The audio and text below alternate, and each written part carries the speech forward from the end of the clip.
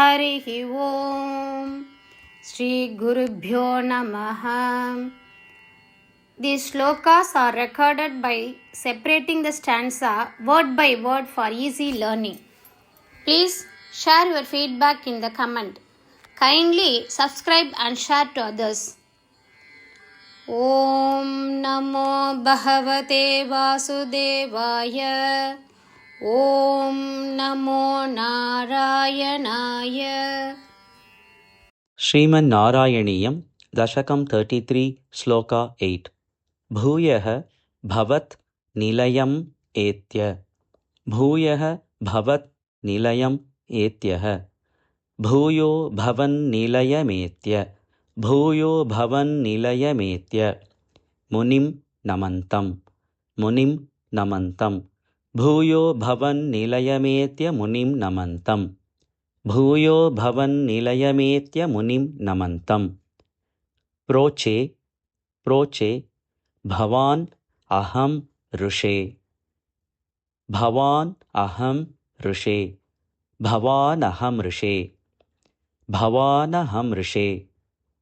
प्रोचे भवानहं ऋषे. प्रोचे भवानहं ऋषे. ननु ननु भक्तदासः. भक्तदासः. प्रोचे भवानहं ऋषे ननु भक्तदासः. प्रोचे भवानहं ऋषे ननु भक्तदासः. भूयो भवन्निलयमेत्य मुनिं नमन्तं. प्रोचे भवानहं ऋषे ननु भक्तदासः. भूयो भवन्निलयमेत्य मुनिं नमन्तं. प्रोचे भवानहं ऋषे ननु भक्तदासः.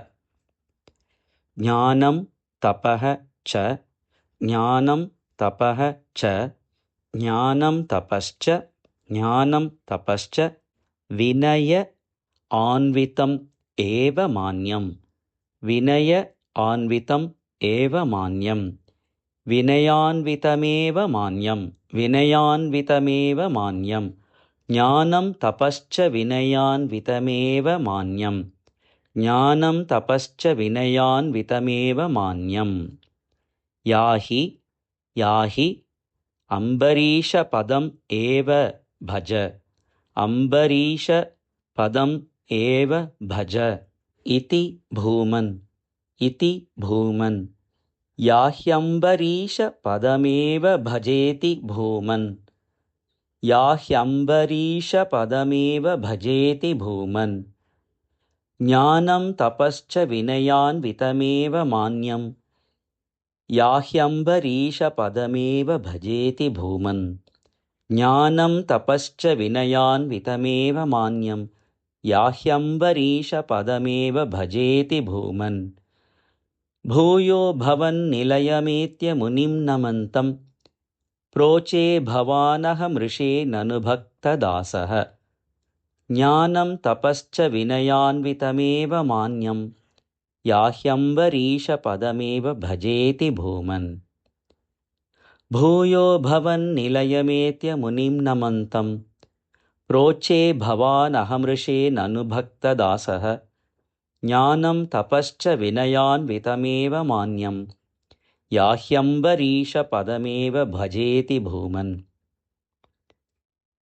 भूयो भवन्निलयमेत्य मुनिं नमन्तं. प्रोचे भवानहं ऋषे ननु भक्तदासः. ज्ञानं तपश्च विनयान्वितमेव मान्यम्. याह्यम्बरीषपदमेव भजेति भूमन्. भूयो भवन्निलयमेत्य मुनिं नमन्तं. प्रोचे भवानहं ऋषे ननु भक्तदासः.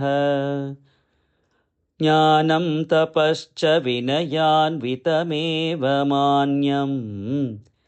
याह्यम्बरीषपदमेव भजेति भूमन्.